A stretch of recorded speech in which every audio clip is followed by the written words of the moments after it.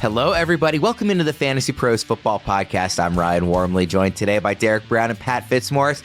It's our Friday show. It's week 2. We now finally have a full week of games to actually react to instead of just projection and guessing. And what is this guy going to look like in this offense? There's a little bit of that. Obviously, it's only been 1 week, but they call it overreaction week for a reason, panic week, whatever you want to call it. That's sort of reflected in the questions I put together for today's show and for each matchup this week. There's a lot of what's our concern level about so-and-so, maybe a little more so than specific matchups. There's still some of that as well. We'll get more into throughout the season, hey, what is this guy going to do against this defense, as opposed to still kind of we're in that early phase of we're learning about what the season's really going to look like and what these players are still going to look like in these offenses. Debra, how are you doing after week 1? Doing good, man. I mean, yeah, that was, I would love to say it's a wild week 1, but it was absolutely just crazy. We can't talk about that enough. All the studs that we drafted in the offseason, most of them busted, didn't get targets, didn't get usage. We're all wondering if Marvin Harrison Jr. is good or not. So it was a wild week 1, but I do want to, I will echo the same things you have, Worm. Don't freak out. It's only 1 game. It is legit 1 game. And I know with that, people have already spent 75% of their fab on Isaiah Likely. They're dropping DK Metcalf.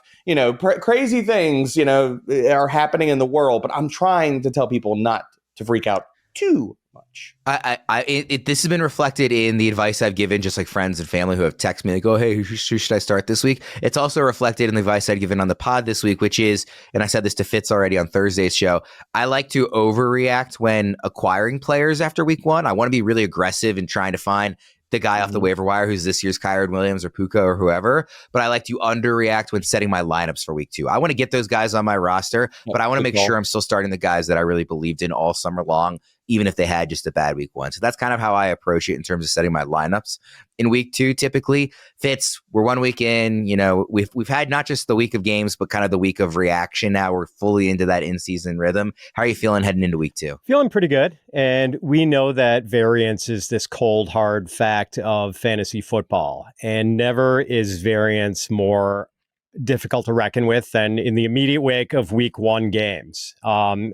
Because we've had these preconceived notions about what the season is going to look like. And then, of course, it's upended after a full week of games.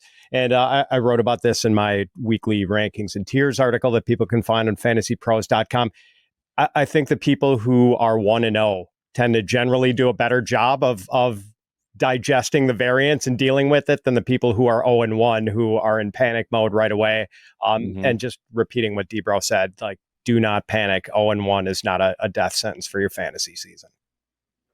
When you're setting your lineups this week, remember all of our consensus rankings and tiers can be found at fantasypros.com/rankings. And if you're juggling multiple fantasy football teams and feeling overwhelmed, Fantasy Pros can help you simplify things. With Fantasy Pros Multi-League Assistant, you can see the latest news, notes, and rankings for every player across all your teams. It's all in one spot, making your path to victory clearer and easier. Dive in and let us help you dominate all your leagues with the Multi-League Assistant at fantasypros.com/myplaybook or on the Fantasy Football My Playbook app.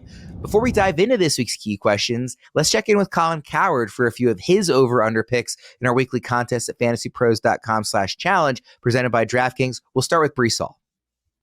Let's look at our running back here. Breece Hall, obviously they played on Monday night in week 1. He did score a lot of fantasy points. Getting the touchdown certainly helped. Not the best performance for the Jets offense overall. Of course, they're at Tennessee in week 2. Do you think he's going to have a good game or not? I do. And the reason being, I think the Jets, in a standalone game, their defense was humiliated. They're going to play inspired football. That was Saleh's side of the ball. Meaning they'll play elevated against maybe the worst offense and the worst quarterback in the league. Nashville's not a home field advantage. Jets are going to get a lot of possessions, good field position. Also, Titans have an excellent pass rush, as you saw in week 1. Aaron doesn't want to get hit. If you looked at the passing chart this week of his 21 throws, 19 to the left side. He did not want to turn his back to his new left tackle. There's still trust issues. You'd understand this. Brady, when he had that big injury, came back the next year, he got feisty if anybody got near his knees. I think they're going to run. They're going to ball control. They're going to get lots of possessions. They're going to win field position. I think Breece Hall's a big play this week. A few wide receivers I want to hit on. Right at the top, CeeDee Lamb, one of the best receivers in football. They are going up against the Saints in week 2. Just 13.6 fantasy points on DraftKings in week 1, but somebody that we have a lot of faith in general. Do you think he's going to have a big game in week 2? I do. First of all, Dak Prescott as a home favorite is really good.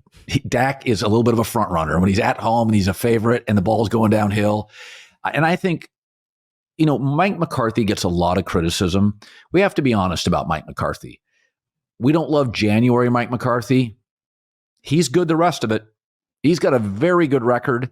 And the one thing he knows is a passing game. Now, the criticism has been he doesn't value running games. And I think the Cowboys running back room, I think it's the worst in the league. Now, it looked pretty good against Cleveland. Everything did. But I think CeeDee Lamb's going to be a first-team All-Pro. McCarthy, Dak at home. And I think the Saints are probably in their feels a little bit. They feel pretty good about themselves. They're not that good. Carolina, I don't even think's that bad. I would take CeeDee Lamb here.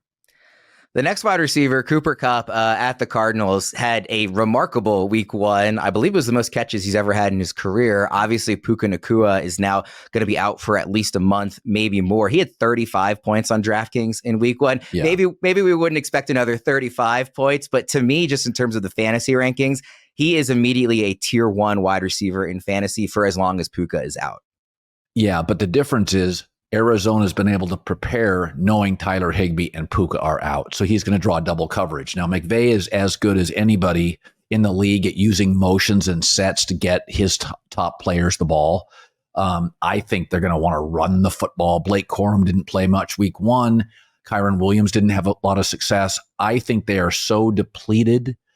It's going to be a low-scoring game.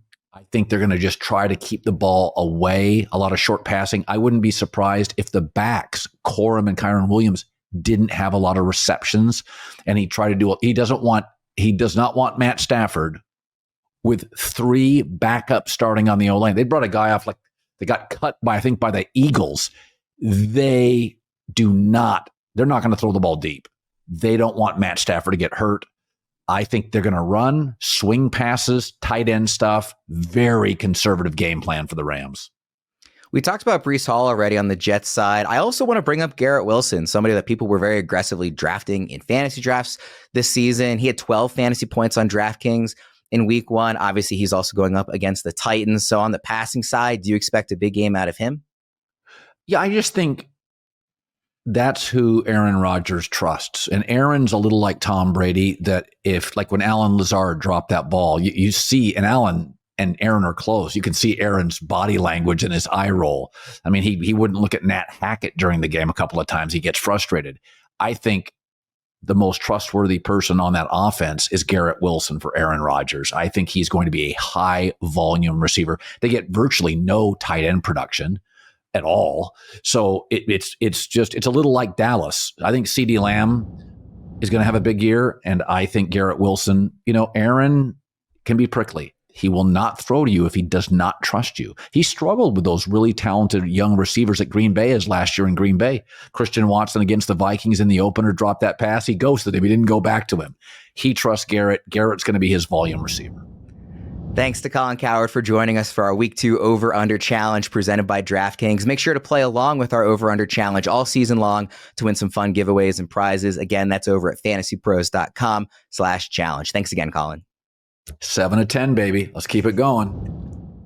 All right. Thanks again to Colin for joining us, as he will every week throughout this season. He did pretty well in week 1, so we'll see if he can keep up the hot streak here in week 2 with some of his picks. Guys, let's start with the early slate on Sunday, and let's start with game number 1, Raiders at Ravens. And my key question here, how will the Ravens offense look when they aren't facing the Chiefs? This is a point I've been harping on all week long, is that you cannot take too much away from when the Ravens face Kansas City, because they kind of lose themselves, frankly. We remember it in the AFC Championship game, but it's not even just from that experience. In the entire Lamar, Patrick Mahomes era, they care so much about trying to knock off the Chiefs that they play differently. They just do. And it's, when you watch every Ravens game, it's very obvious. So I try not to look too much at what the usage looked like. The Chiefs love to take away Mark Andrews. That opened up a lot of Isaiah Likely. The Chiefs love to make the Ravens become way more pass heavy than they usually like to be. So Week 1, new offensive line, and the fact that they're facing the Chiefs, I'm really curious to see what they look like in what I expect to be a much more normal matchup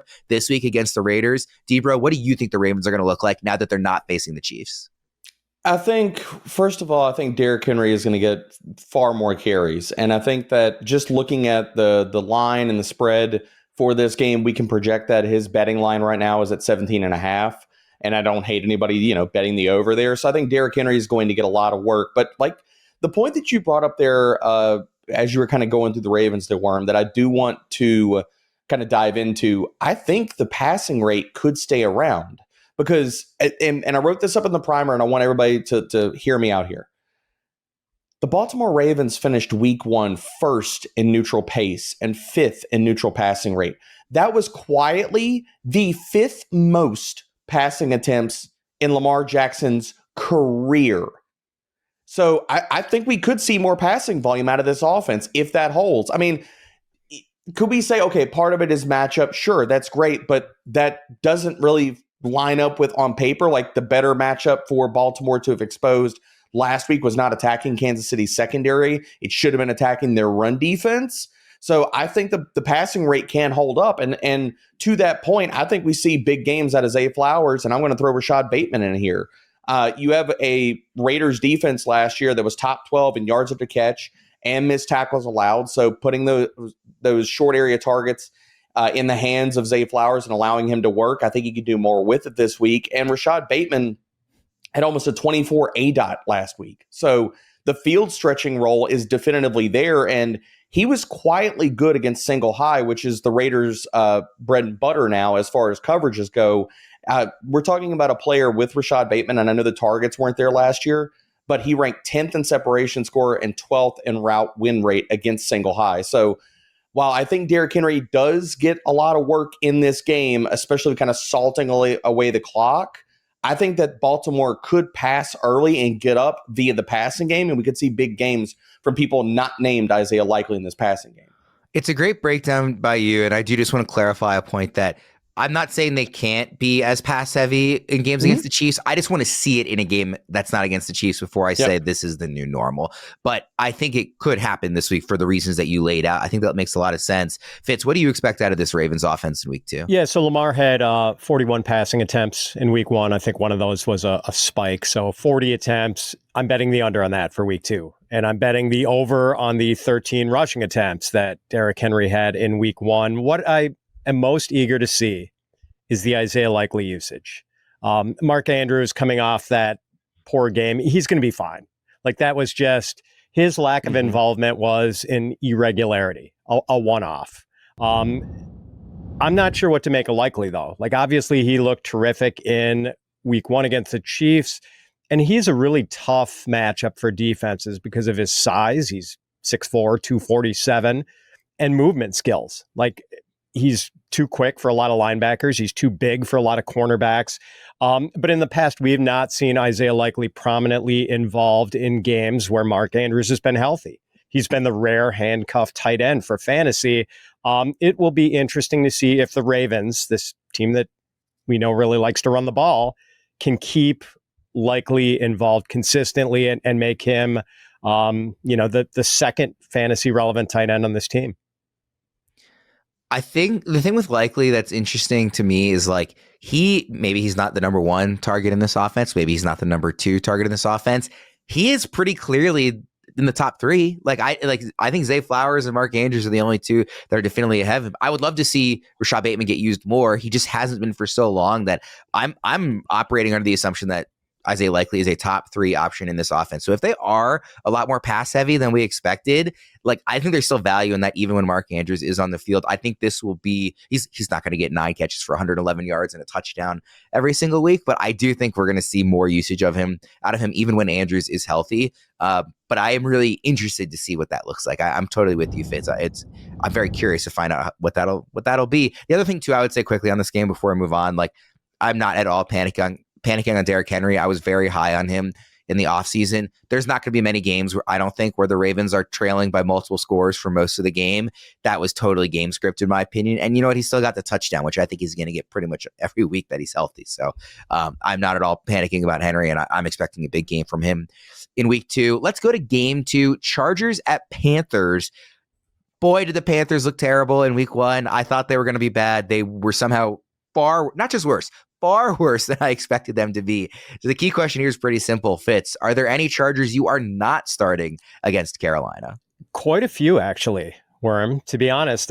Like J.K. Dobbins and Gus Edwards, both very playable against a Panthers run defense that was probably the worst in the NFL even before it lost Derrick Brown, not to be confused with the one in the middle of your screen.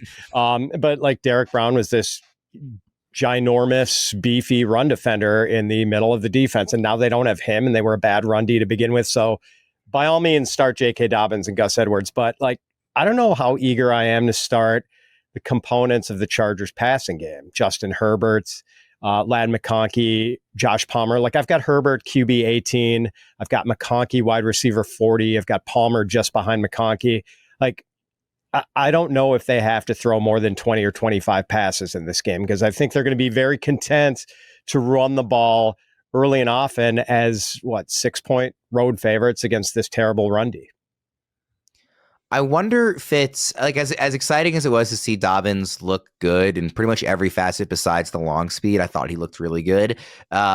He still only had 10 carries. And I wonder if they look at this game, the Chargers, and say, the Panthers are bad. We should win this game no matter what.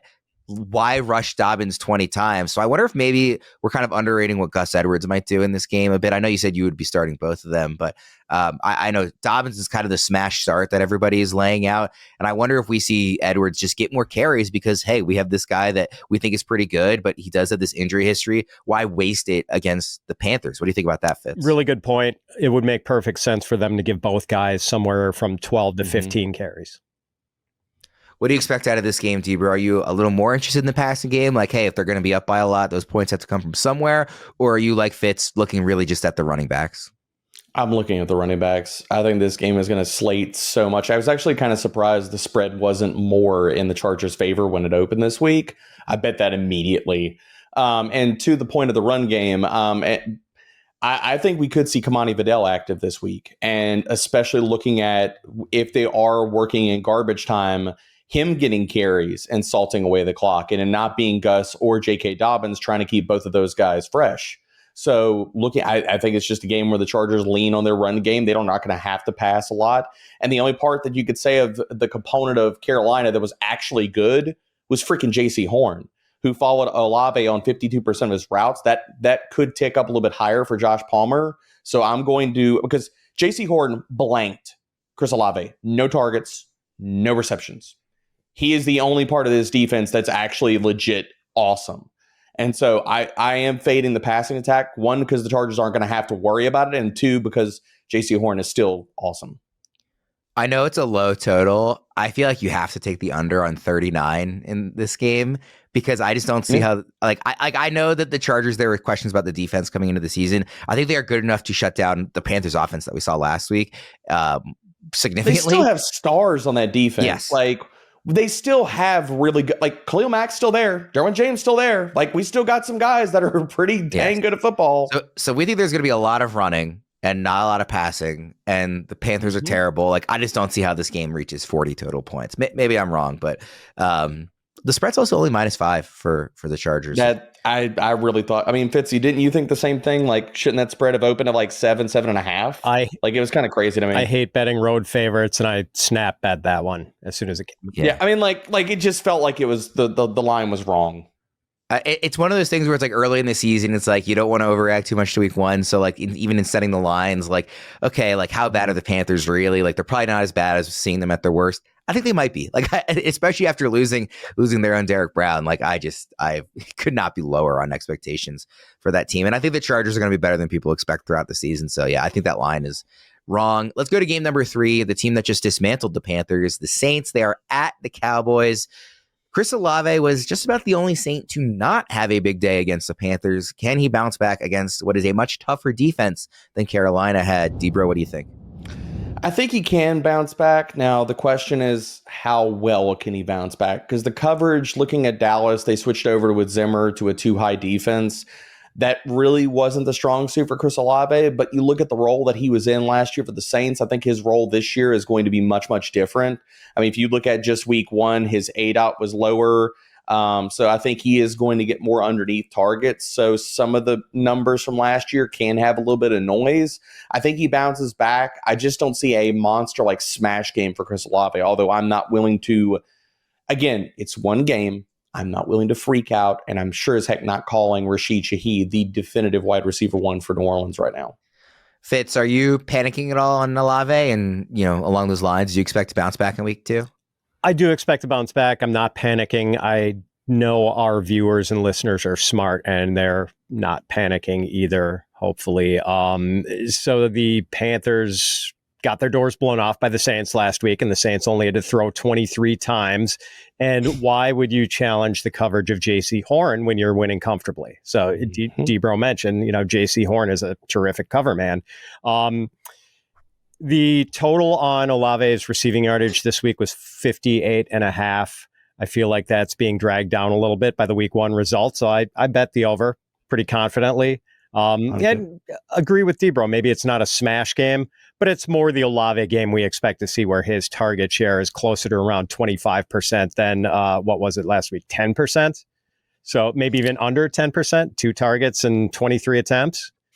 Yeah, 8.3%. Yeah, we're not gonna see many single digit target share games for Chris Olave this year. I want to ask a second question on this matchup, and really I want to ask about the Cowboys. Obviously, the Browns are not very good. I'm curious, though, what you guys, their defense is good. I'm curious what you guys thought about the Cowboys' backfield.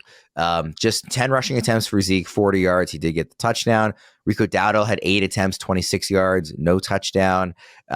Zeke had a couple of catches. Dowdle had 1 catch, not really getting a ton of usage in the passing game. Again, the Browns were destroyed in that game. So, how much do you want to take away from what the Cowboys did with their usage? But I'm curious because this was kind of a key backfield in that RB like 30 to 40 range of guys you want to get right this season. I know Rico Dowdle was a very popular sleeper amongst the Fantasy Pros crew.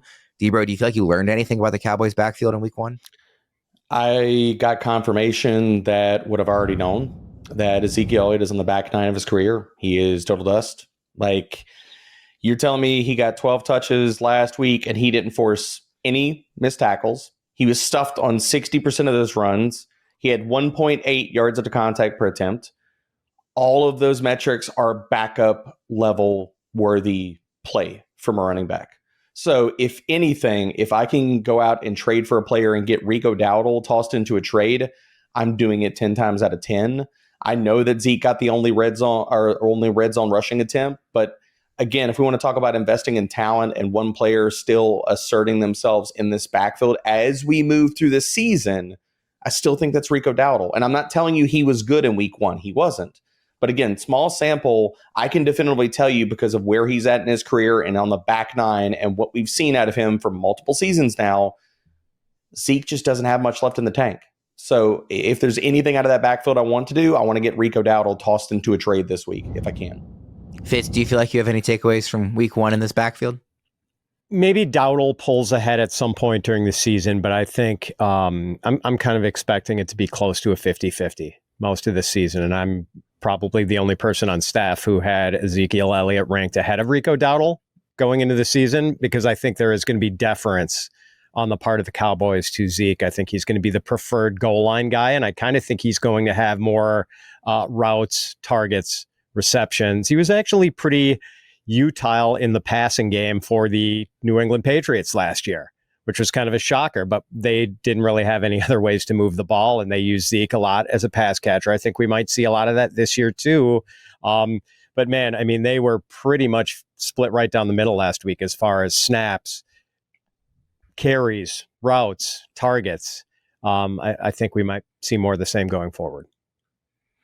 Next game, Bucs at Lions. Looks like a fun one after week 1. Can Baker Mayfield and the Bucs offense look just as good against the defense other than Washington? The answer is probably no, but I guess the better way to frame it is how good can they look against the defense other than Washington? Fitz? Well, there were only 2 pass defenses that gave up more than 300 passing yards last week, Washington and Detroit. And now Baker gets Detroit. So I don't know. I don't think Baker's a favorite to put up a 300 burger this week against the Lions, but the Lions were much better against the run last year than they were against the pass. I know they have made an earnest attempt to fix their cornerback position. They drafted Terrion Arnold. They went out and added Carlton Davis and Amik Robertson, pretty much overhauled the position. But back to Baker, I mean, I've got him quarterback 15. I have him in a couple of super flex leagues, and it's gotten to the point where I feel pretty good about having him in those lineups. What do you expect out of the Buccaneers, Debro? I'm higher on Baker this week. I've got him at QB 11. I'm starting him at over a number of guys that are kind of in that low QB1 soup right now.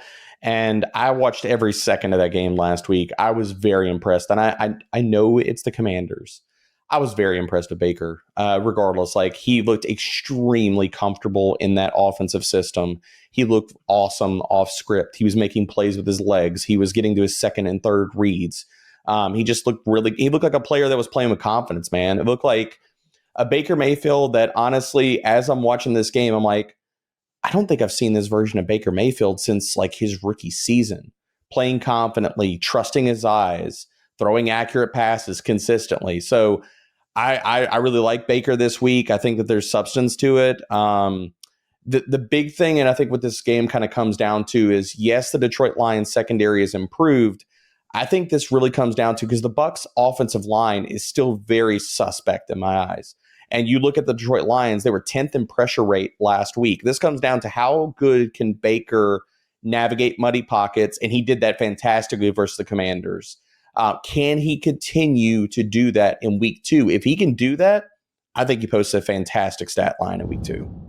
Do you guys think, and we're going to get more on this upcoming matchup later, but do you think Washington is the type of defense that, like, you kind of don't care who the quarterback is for the most part? You're going to be happy to stream that, like Daniel Jones versus. We're going to find out. I was going to say, like, yeah, if you're like a super flex league and it's like Daniel Jones versus like Sam Darnold or like Aaron Rodgers, like, are you just saying, like, listen, the matchup is too good? You're going to, and also Jones has historically done well, I guess, so maybe not the best example, but like, are you just starting a guy like Daniel Jones even though he looks bad, or are you caring more about the quality of the quarterback than how bad this particular pass defense is?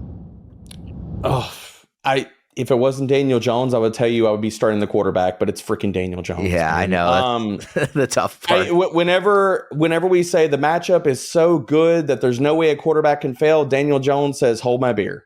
He does dominate Washington historically. That is the one. He does, but the other part of that is Washington's been historically bad as far as the pass defense over the last few seasons. So, the other part about that is Malik Nabers is banged up with a knee injury right now. So if he doesn't play, who are we talking about? I mean, and Darius Slayton is concussed. Who is Daniel Jones throwing the ball to outside of Wan'Dale Robinson? We'll get more into the matchup later, but I will say that Dayball, while we were recording this at the start of the show, said that Nabers is good to go. So he said awesome. No concerns. So we should have him out there.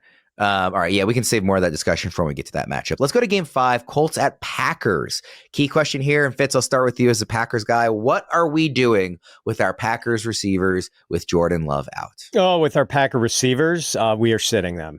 I mean, maybe you could play in a deeper league, Jaden Reed, because I do think the Packers, Matt LaFleur is going to scheme up some easy touches for Jaden Reed in the screen game, maybe some reverses. So he's playable. I think I've got him ranked as like a mid-range wide receiver 4 or something, but I do not want to play Christian Watson, Romeo Doubs, Tucker Kraft, who, by the way, is clearly the tight end 1 now for the Packers, in case anyone missed this huge snap disparity between Kraft and Musgrave in week 1. I certainly don't want to play Malik Willis this week. I was going to ask, okay, we've hit the receivers, the tight ends. We're obviously not starting Willis. What about Jacobs? Are we interested in the backfield just because they're going to have to lean on them so much? Or are you just worried about all the defensive attention that they're going to get? So Jacobs is the really interesting case here. He is probably going to get heavy rushing volume. Like I think I don't know what I have not yet checked the total on his carries on DraftKings. I'm guessing it's probably like 18 and a half or whatever. I'd actually be inclined to bet the over on that one. I think he's going to get a lot of rushing volume. 16.5, Oh, Fitzy. smash that over. The over is 16.5 at minus 108. Let's go. I'm in the over right now. Yeah, you want to pause the podcast so you can go bet that now, Fitz? Yeah. Just give me 1 second. I'm going to go ahead and bet this, and it's in. Here's the potential trap door with that is if the Packers have multiple 3-and-outs in this game. Like that's where it could fall short. I think he's going to have a very good percentage of their touches in this game. But do they crowd the line of scrimmage against him? Does Malik Willis's mobility in any way offset that and maybe make things a little bit easier for Jacobs? And the Colts' run defense isn't very good to begin with. I think you want to attack the Colts on the ground anyway. And, this game, they're just going to try to hide Malik Willis as much as possible. I actually have Jacobs ranked as a low-end running back 1 this week, but I know people who are skeptical and have him ranked as like a low-end RB2. Are you, Fitzy, starting the Colts defense like as a streamer, given the Malik Willis of it all? Yeah. I never like starting defenses against offenses that I expect are going to be super run heavy, because when you are going against a run heavy offense, you don't get as many opportunities for sacks, interceptions. But Malik Willis has been a sack magnet throughout his career. So when he is forced to drop back, I think he's going to take some sacks. So I think I've got the Colts ranked just outside the top 10 this week. D-Bro, are there any players Fitz just laid out that you disagree with? I will say, I'm not saying that I'm extremely high on Malik Willis, but what I will say is we have never seen Malik Willis with a really good, competent play caller. Tennessee didn't have a clue about how to use him. I think Matt LaFleur is going to make this really simple for Malik Willis. Put him back there, and this is going to be first read, go to your first read, maybe second read. If it's not there, run. And trying to give him easy options in the underneath and really try to maximize yards out of the catch, easy looks for Malik Willis. And LaFleur has proven to us that he is a good offensive play caller. And so I'm not saying that Malik Willis is going to go out there and just light it up.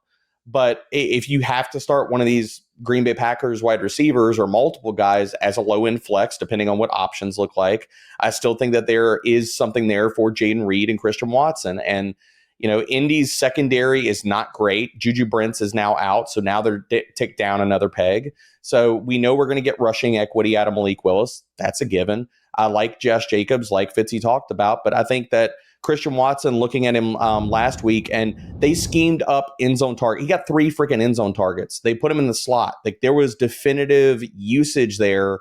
And looking at last year, Watson was the best guy against cover 3. I mean, he was 21st in separation rate, and Indy runs cover 3 on over half of their coverage snaps. So I think there's ways where LaFleur can make this easier for Willis. So if you need to look at Watson or Reed, because Reed's probably going to get some rushing attempts in this game as low-end flex plays, I'm fine with that. And considering the state of the tight end position, who do we feel good about outside of, the top 10 guys, maybe top 11 guys? Who does anybody feel good about as far as playing tight end this week? Are you feeling really amazing by having to start one of Colby Parkinson, Pat Freiermuth, Dalton Schultz, who's now banged up? After that, like low-end tight end 1, I think Tucker Kraft can be a low-end tight end 1 because he is the Green Bay Packers starter. He did run almost 60% of the routes last week. Probably another week coming off of injury. He's probably healthier this week, or hopefully that route share could tick up a little bit more. And again, scheming up easy touches. That's Tucker Kraft's game. It's live in the short area of the field and just ask him to produce after the catch. So I think that there's a little more meat on the bone for the passing game here, only because I believe in LaFleur. I'm not going to say I'm high on Willis, but I think that there are ways Green Bay can make this a little bit easier for Willis. So I'm a little bit higher on the Green Bay passing attack just because of usage and the matchup this week. T-Burrow is talking like Malik Willis has a chance to throw for more than 200 yards, and I'm saying that is about a 5% chance. I would start. I'm not saying that's high, but if Tucker Kraft, just for him in instance, if he gets into the end zone, he's a top 12 tight end this week. I'm starting. That's starting Colby Parkinson over Tucker Kraft in a heartbeat this week. Nope, that's fine. Are you going to start Pat Freiermuth? I'll throw that to you, Fitzy. Yes. I'm not. I'm not. No. Speaking of Tucker Kraft getting a touchdown, Tutty, taking it to the house, in for 6. Whatever you call a touchdown, one thing's for sure, touchdowns matter more at DraftKings Sportsbook, an official sports betting partner of the NFL, on the ground, in the air, from the special teams or the defense.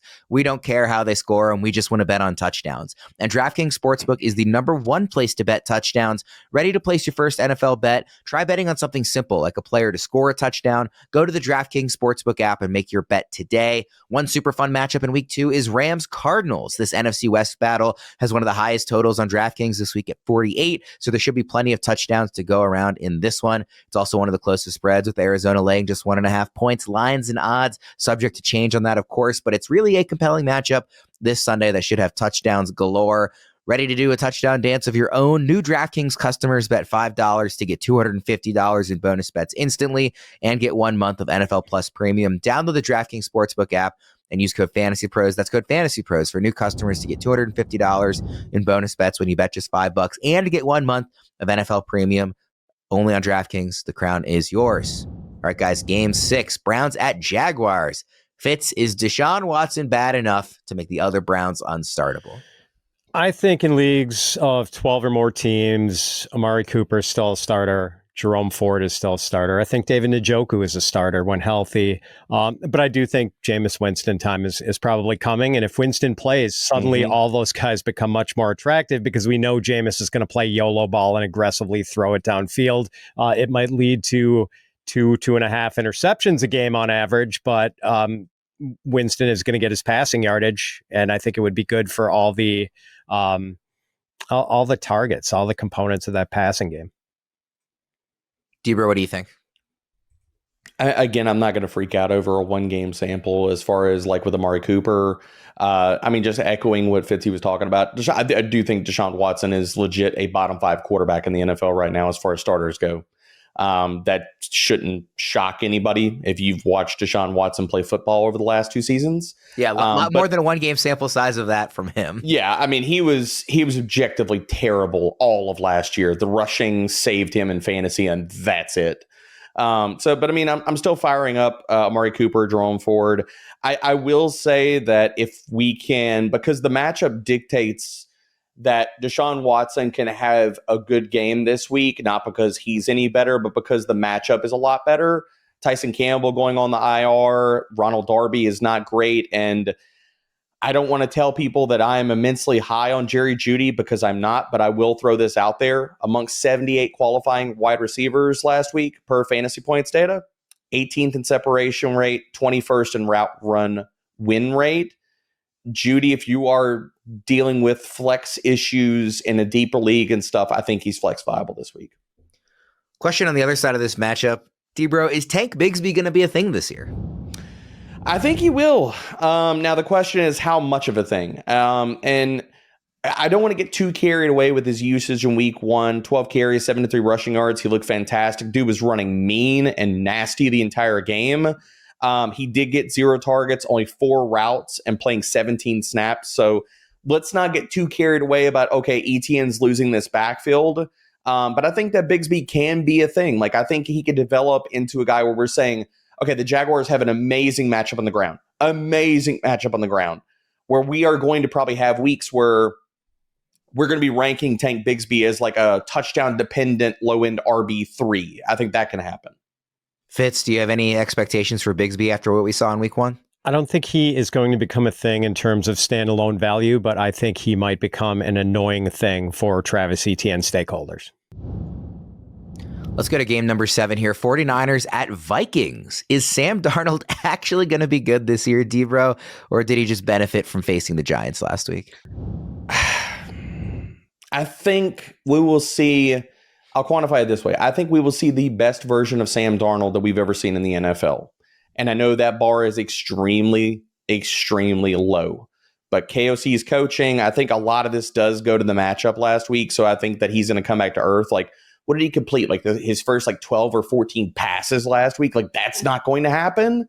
But I do think that we are going to see Sam Darnold kind of pull a low-key kind of Baker Mayfield type of season. Like, if he does that, we could see Sam Darnold go out and get like a bridge quarterback contract somewhere else.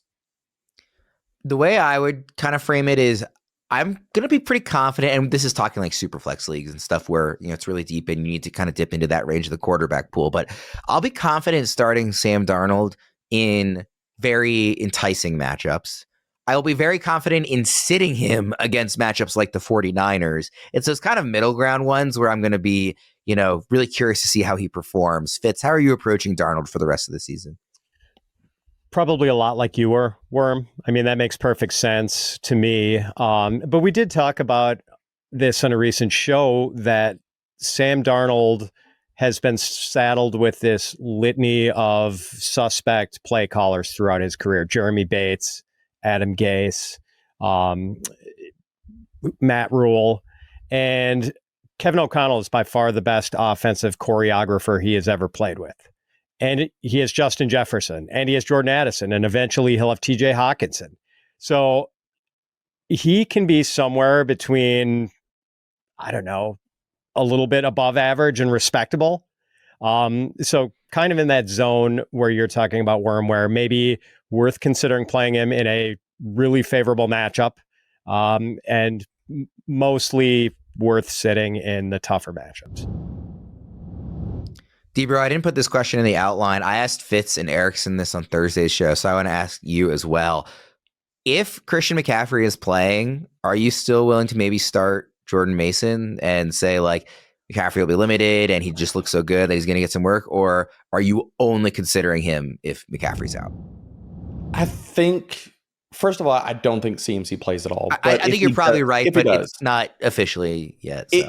If he does, I think that Mason will still be like an RB3 in ranks, because I think that especially early in like when we see CMC come back, depending on the game script and stuff like that, if we get games like first, second game and we see a wide spread for the 49ers, I will be having Mason probably as like an RB3 and he can get late game run and stuff, because I mean, the calf issue, the Achilles tendonitis is no small thing. So I think we are going to see Mason kind of have more of a standalone role, especially if game script does dictate that 49ers are having to give carries to somebody late in games. And we are ranking him on the site as if McCaffrey is not playing. We're ranking Jordan Mason, very aggressively. He's in the top 10 for everybody. Top 6 for you, Debro, looks like. Top 8 for you, Fitz. And, I'm totally in agreement with that. And Worm, by the way, before we get off of this, with all that Sam Darnold love, I'm surprised you haven't sent me an offer in our Dynasty League yet for him. Just throwing that out there.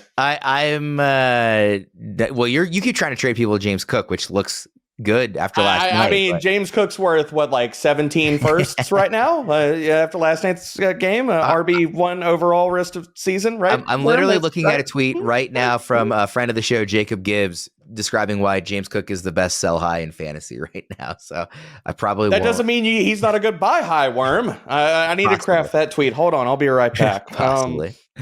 Like I said, we're assuming McCaffrey won't play, but I wanted to throw it out there just in case there's last minute surprise like there was this last week in the other direction this time.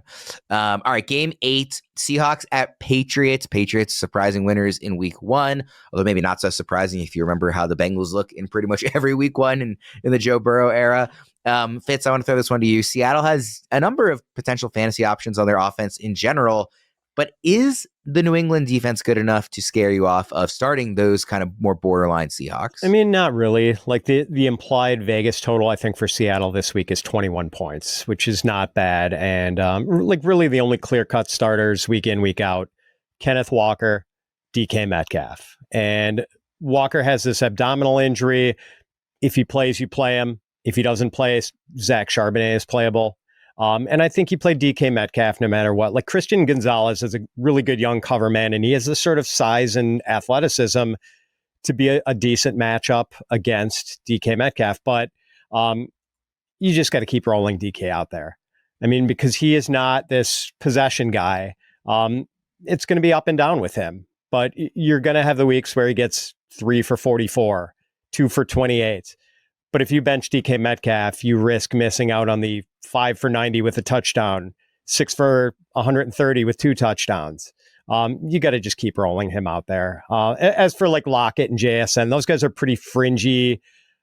I don't think you're starting them most likely in a week where there are no buys and the injuries haven't really started to pile up yet. D-Bro, what do you think? Is the Patriots defense enough to kind of make you reconsider some of these guys, or are you starting the normal Seahawks and sitting the normal Seahawks? I'm a little bit higher on JSN and Tyler Lockett considering the matchup and we saw it in New England last week. Transitioning to more of a coverage matchup where it's two high safeties, and looking at that's always been more of a Tyler Lockett underneath JSN type of week. So I think they are going to get more of it, and I'm going to push back a little bit on what Fitzy brought up here. Like I want to say this and be very clear about this. I think DK Metcalf after this week will be one of the best buy lows in fantasy, like trade for him everywhere, because the opening freaking matchups for DK Metcalf are pretty rough. Like I was worried about him last week and he got shadowed by Patrick Surtain. I think he's going to get shadowed again by Christian Gonzalez. And I'm going to put a little bit more respect on Gonzalez's name only because of what we saw in week one. Like he followed Jamar Chase on 90% of his routes. Chase was held to 25 scoreless receiving yards. And if this would have been name your mid-tier like wide receiver, if Gonzalez even would have shut down like Malik Nabers or T. Higgins, like Terry McLaurin, whatever, like, but it's freaking Jamar Chase. Even like 80 or 75% of Jamar Chase is still Jamar Chase. So I'm going to say I have DK Metcalf ranked as a wide receiver 3 right now, which is going to be below consensus. I think a lot of people are going to rank him as a wide receiver 2. I'm not saying to totally just like fade him into perpetuity, but I think that this is could be another very quiet week for DK, just considering the matchup. You're preaching to the choir on Christian Gonzalez. I think he's awesome. I think he's an absolute stud. I loved him coming out of the draft. I think he's kind of taking that step into the upper echelon of cornerbacks. I think he's a really good player. So I'm totally with you there. Let's go to game number 9, Jets at Titans. D-Bro, we'll start with you here. Did what we saw in week 1 out of Aaron Rodgers impact at all how you plan to rank the Jets, both in this game and moving forward? Not really. I mean, I thought Aaron Rodgers was going to look exactly like Aaron Rodgers looked in week 1. He hasn't played football in 2 freaking years. Not even taking a preseason snap. I mean, everybody's got choices to make. The Jets not letting him take one snap or like 1 or 2 drives in the preseason to get on the field, I think was a choice. I don't think it was a good choice because we could say whatever we want about preseason football and stuff like that. You can hold guys out. Injuries still find you because guess what? They're still freaking playing football and injuries happen regardless. So I wasn't really surprised by what we saw to Aaron Rodgers. I still think that there were good moments of Aaron Rodgers, and that spelled out in the data. Like, yeah, he was outside the top 18 quarterbacks. He had the 19th highest off-target rate. He was outside the top 20 quarterbacks in CPOE. But you look at, he was also top 10 in yards per attempt and highly accurate throw rate. So I wasn't really surprised by Aaron Rodgers. I think better days are ahead for that offense and Aaron Rodgers, but I don't like his matchup, and I don't like him this week versus the Titans. Fitz, what do you make of the Jets? I thought Rodgers' arm looked fantastic, but he was moving around like an old man. He was moving around like me when I get out of bed in the morning. And I look like you playing flag football, I got to say, since I've seen that video. I've seen that up live, Fitzy. I do wonder, like, and you're not going to bench Breece Hall, of course. But, like, What if he is making those handoffs to Breece Hall like a split second slower than normally just because he's moving so poorly now post Achilles? Like, does that give the defense an extra split second to react and maybe diminish Breece Hall's efficiency a little bit? Like, I'm kind of anxious to see that. I'm not worried like Breece Hall is going to be in for a bad season or anything like that. But, man, like, Rodgers cannot move anymore. And, I know one of my son's friends somehow making a bet, even though he's not of legal betting age. He had some sort of parlay that was tied, and the last leg he had to get in was Aaron Rodgers over 1.5 yards rushing. And I'm like, why on earth did he make that? Why would you bet that? And I think out of all the choices, and I think the line for Aaron Rodgers this week is again 1.5, and I might have to just like bet the weekly under on that. Do you think there's any chance he gets more mobile the further removed from the injury he gets? No.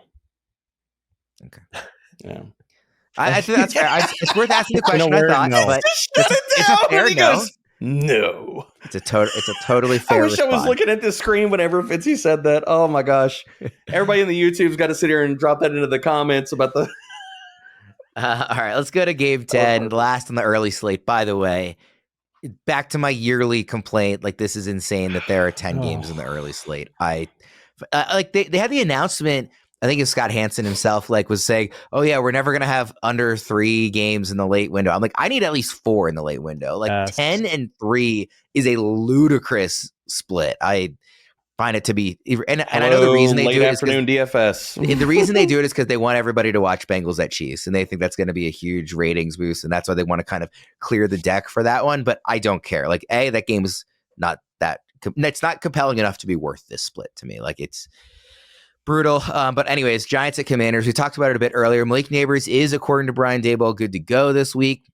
He's a part of this key question. Which underused wide receiver from week 1 will have the better week 2, Malik Nabers or Terry McLaurin? Fitz? I think we get bounce backs from both. McLaurin, I know he wasn't used very creatively, and people were complaining about how Cliff Kingsbury just lined him out like wide left on 80% of his snaps or whatever it was.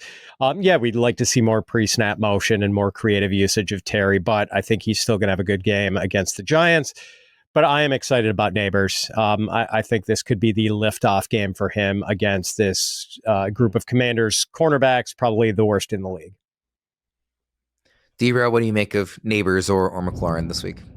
I'm with Fitzy. I think both of them have bounce back games, and I think it's Malik Nabers week. Absolutely. Assuming he's healthy enough to be a full go, and the effectiveness is what we usually have seen from Malik Nabers preseason, week 1, all that kind of stuff. I think this is a smash matchup for Malik Nabers. But yeah, I want to give more love to Terry McLaurin, as well as the collection of Deonte Banks, Adoree Jackson, and Nick McLeod last week allowed a 78% catch rate and a 147.2 passer rating in their combined coverage. Terry McLaurin is going off. I know we didn't see it last week. I know I talked about this. I know I ranked him high. I watched every single snap of that game, and this was Jaden Daniels and that offense trying to find themselves. And a lot of it was Jaden Daniels running around trying to make plays, a lot of checkdowns. I think we see more of the ideas of a conventional offense and more targets for Terry McLaurin in week 2. And if that happens, he's going to cook these corners. First game in the late slate, Rams at Cardinals. This is the big one, guys. What is our panic level on Marvin Harrison Jr. after his very poor first game? And some of the stats coming out, after the game, not just about what the actual catches were, 1 catch, 4 yards, but his speed. He was extremely slow on the field with some of these next gen stats. So given everything that we saw on Sunday and everything that we've read in the last 5 days, D-Row, I'll start with you. What's your panic level on Marvin Harrison Jr.? Dude, I know I told you earlier in this show, Worm, and I've said this and I'll say it multiple times again, do not freak over a one game sample. There is nothing good that you can pull up in the data from Marvin Harrison Jr. And I am not pressing the code red panic button. Like we have to go, it's alpha level, like panic level right now, but there is nothing in the data that looks good for Marvin Harrison Jr. I mean, you talked about him being slow. I just think it's very telling, and people could talk about, okay, can you try to take away a rookie wide receiver? Can you try to take away an option out of an offense? Well, that's fine, but they really didn't take him away because Kyler Murray wasn't trying to force him the ball. Marvin Harrison Jr., the thing that I think is very telling about him is he got a 14% first read share. It wasn't even like Kyler Murray was trying to force the ball, even looking at him. And so to me, talent dictates targets. And I'm not saying that Marvin Harrison Jr. is not talented, but the per route data, even if we want to talk about the targets and the matchup and it's week 1 and blah, blah, blah, blah, blah, the per route data was horrible for Harrison Jr. I'm amongst 78 qualifying wide receivers. He was 68th in separation, 72nd in route win rate. Like those numbers, and I'm not trying to, I know it's one game. I'm not trying to overstate this. They are, that makes me clench up. That makes me a little bit scared here. And especially because I don't think week 2 looks any better. I mean, he's going to face Tre'Davious White, and say what you want about Tre'Davious White.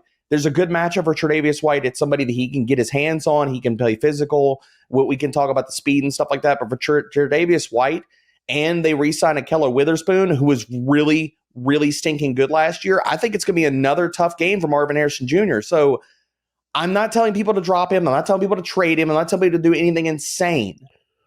But I am kind of concerned here.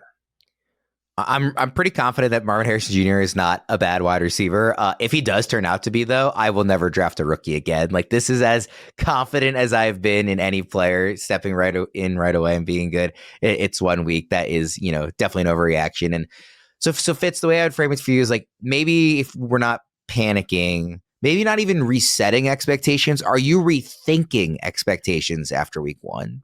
Maybe just a little bit, because the separation metrics were pretty bad and the top speed was only 16 something miles an hour. I say only when, I'm lucky to hit 9 on the treadmill. But like, there were some other factors, I think. Like, it was pretty windy in Buffalo last week, and that might have discouraged Kyler Murray from trying to take shots downfield. Buffalo was playing a lot of cover 2, which discourages shots downfield. I watched Marvin Harrison ball out at Ohio State for 3 years. Well, 2 years. He didn't play much as a freshman. But what he put on tape in Columbus in those 2 years was incredibly compelling. And I don't think he's necessarily the sort of guy who wins with elite separation. Good luck to any cornerback, Tre'Davious White or whoever else tries to get physical with Marvin Harrison, because I don't think that's the way you stop Marvin Harrison Jr. I think there are going to be better days ahead. But yeah, man, like if I am rethinking whether I should have had Marvin Harrison ranked ahead of Malik Nabers in my rookie rankings throughout the pre-draft and post-draft process in Dynasty. Do you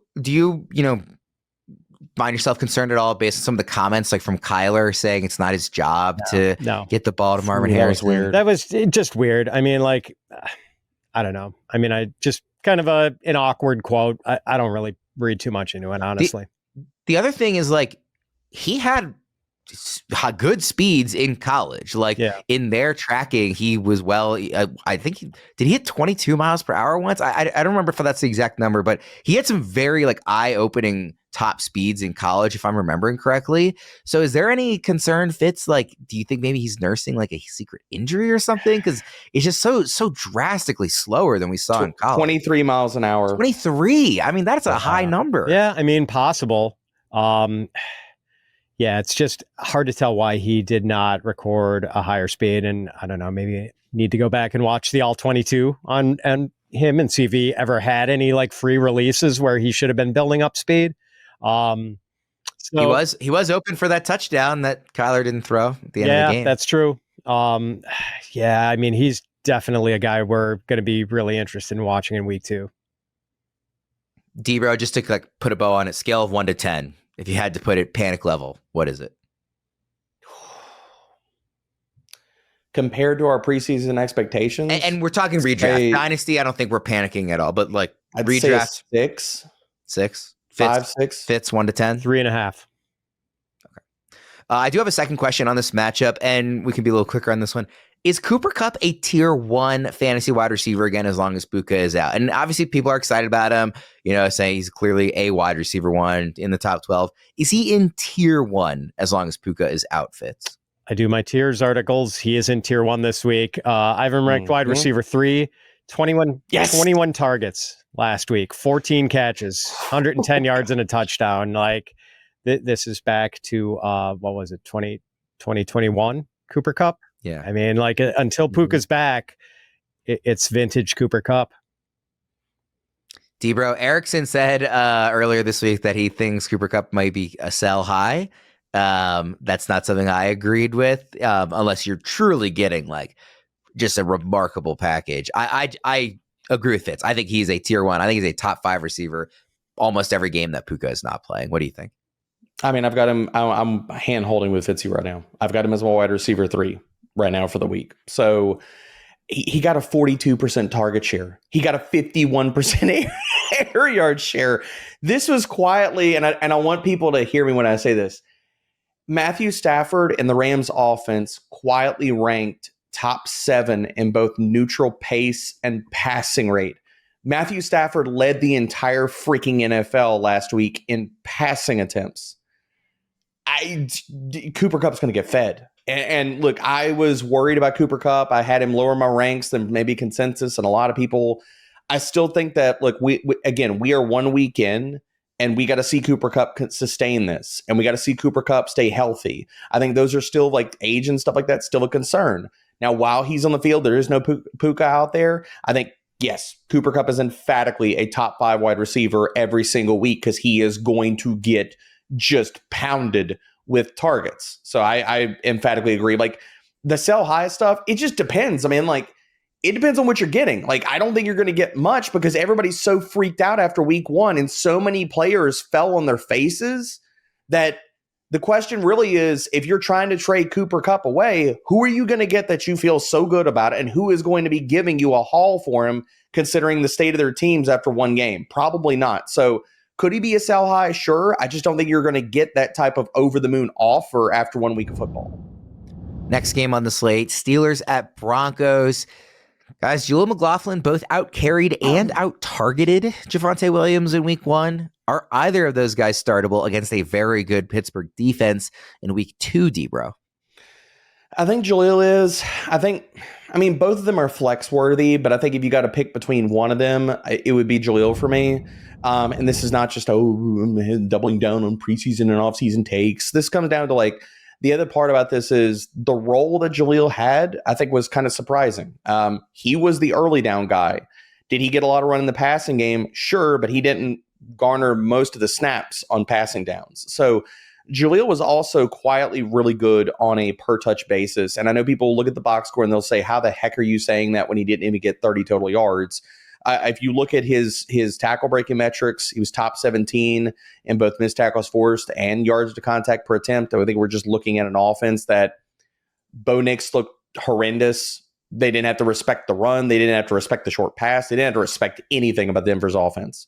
So I think looking at the matchup, and the other thing about it is Denver's offensive line quietly played terrible. So if we get Bo Nix looking any better, if we get this offensive line playing better in week 2, the matchup does dictate that Jaleel can have a better game. Like Pittsburgh last week, for, as good as their defense was, they were still top 6 in both missed tackles forced or missed tackles allowed and yards after contact per attempt allowed. So I think Jaleel could have a good week in the sense of, like, being a strong flex play, especially in PPR leagues. Fitz, you've been a Javonte Williams guy for a lot of the offseason. What do you take away from week 1? And are you starting either of these guys in week 2? I'm a Jaleel guy too. I think I've got either of those guys in pretty much every league. And I still think the pass catching upside is there for both guys, but it was alarming to see how quickly they were getting swarmed on their catches. I mean, Jaleel had 5 catches for 1 yard. And if those tackle breaking metrics, I think we're probably in the running game and not in the receiving game, because he was just getting hit as soon as he caught the ball. I'm worried that if Bo Nix isn't able to pose some sort of credible threat as a downfield passer, especially against this Pittsburgh defense that has one of the best front sevens in the league. I mean, TJ Watt wrecked the Falcons last week. He was just a force of nature. I'm worried that it's going to be another rough week for these guys, so I think they're best avoided if possible. I've got Javonte RB29, and if anything, I might move him down a little bit more, and McLaughlin RB36.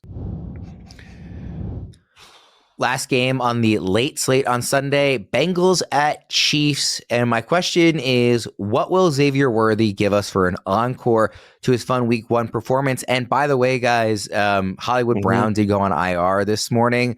The most recent sort of tweet from one of the writers that I saw was that he might miss most of the season and they're hoping he comes back late. So this could be like a prolonged absence, not just, the 4 games designated to return. So that opens up a lot more runway for Worthy. We saw him, maybe not get the most usage in week 1 without Hollywood on the field, but he obviously got the 2 touchdowns. They used him in creative ways. So long term, probably good for Worthy. Obviously, you feel really bad for Hollywood, and it's a real bummer for him. But what do you expect out of Worthy specifically in week 2, Fitz? Yeah, I can't wait to find out. Like 4 touches that he turned into 68 yards and 2 touchdowns, and he does have cartoon speed, man. He is the road runner. And look, there are going to be games where he's not going to get the number of touches we want to see, but Xavier Worthy is the kind of guy who can make his weekly fantasy quota with just 1 or 2 touches. That's all this guy needs. And we're going to see a lot of big plays from him this season. And it's pretty darn nice that he is paired with Patrick Mahomes and Andy Reid. Like, Andy Reid is going to have so much fun devising ways to get the ball into Xavier Worthy's hands this year. You have to start Xavier Worthy every week. I was just going to say, like, I'm almost more excited that he's paired with Reed than I am that he's paired with Mahomes, because, like, even if he only gets 4 or 5 touches in a game, you know they will be touches that are designed to give him as best a chance as he possibly can have to break a big one. Oh, I mean, I was excited about Kadarius Toney getting paired with Andy Reid, and it turned out Kadarius Toney, was very unreliable, to say the least. And Xavier Worthy is a better football player than Kadarius Toney. I don't think that's too much of a bold call. Yeah, Fitz, this is supposed to be overreaction week, not understatement week. Debra, what do you think we're going to see from Worthy in week 2 and beyond? I think Worthy is going to torch the Bengals. Tell me if this sounds smart, guys. You're a Cincinnati Bengals secondary and team that goes out and you get your butts handed to you by the freaking New England Patriots, and you think it's wise to come out and give the Chiefs an Xavier Worthy bulletin board material for week 2. Yes, I'm staring at you, Cam Taylor-Britt. Does that sound intelligent to anybody? Like, does that sound like something you need to be doing to the Kansas City Chiefs coming off of a bad loss, that you need to give the Kansas City Chiefs extra motivation to just absolutely put it on you this week? Come on, man.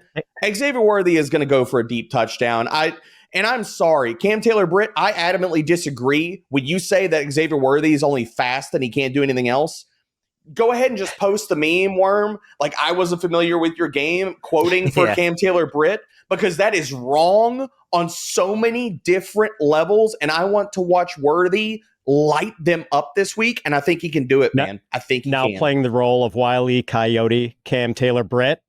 Your package from the Acme Company is here. Yep.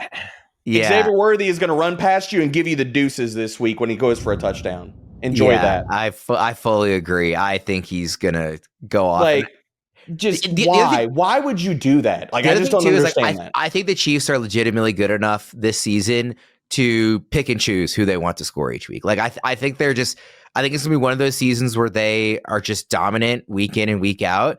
And I think they can go into this game and say, hey, we're going to win. We know anyway.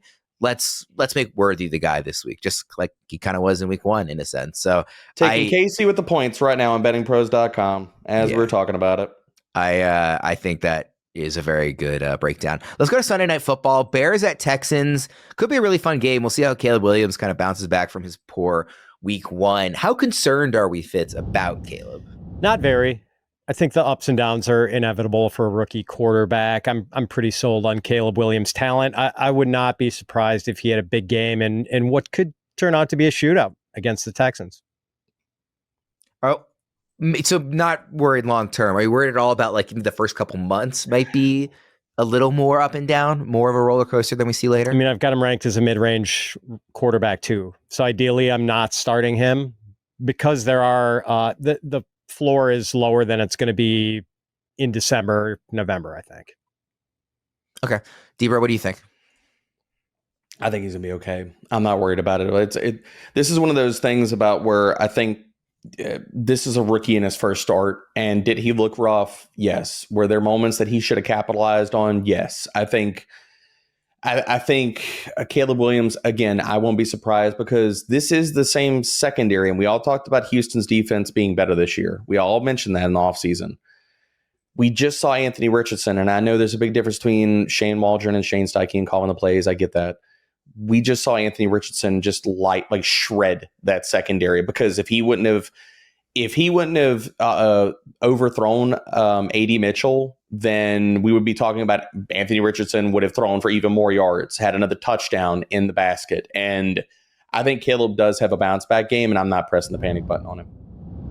Second question in this matchup, where are we ranking Joe Mixon for the rest of the season after his stellar week 1? Because he is not a guy who got a lot of conversation on this show throughout the summer, not because we were down on him, but just because he wasn't like the obvious, like there were just other guys that were kind of more interesting and exciting to talk about.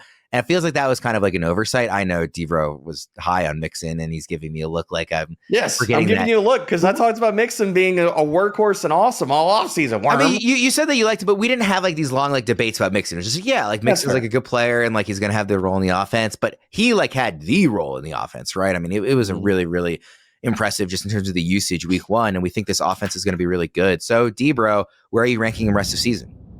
RB7. I think if he can hold up, he's going to get a crap ton of work. He's probably behind. I don't think it's a stretch to call the Houston Texans offensive line right now, considering what we saw down the stretch last year and in week 1. It's not crazy to call them a top 5 offensive line in the NFL right now. So you're telling me he gets all of the work. He's going to get locked in for 20 touches every single week and pass game usage.